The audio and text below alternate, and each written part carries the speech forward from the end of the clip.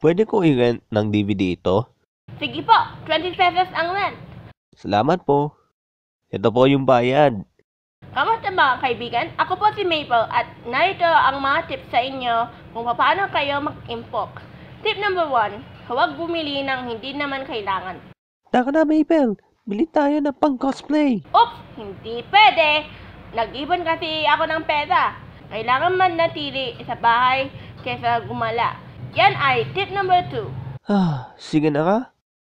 Pagkaipon naman kaming pera, pwede siya gamitin ito sa retirement fund. Tama ka dyan, Kuya Philip. Mas lalong gagamitin sa mga pangangailangan ang mga... Sige, salamat. Mag-iipon na ako. At ito na ang mga nag-ipon dahil sa daming kita na ipapadala ng mga DVD.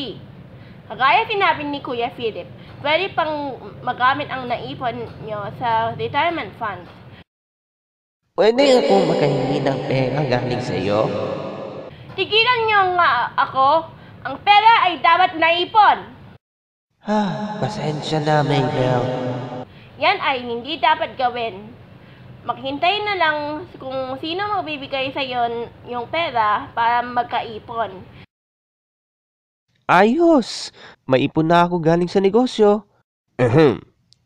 Ako na lang yung pera mo. Pero...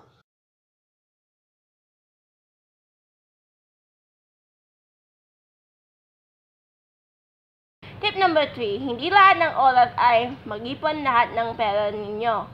May oras para makikipagbayad at tamang buwis. Ano? Seryoso ba to? Hay, pang-awat nyo na.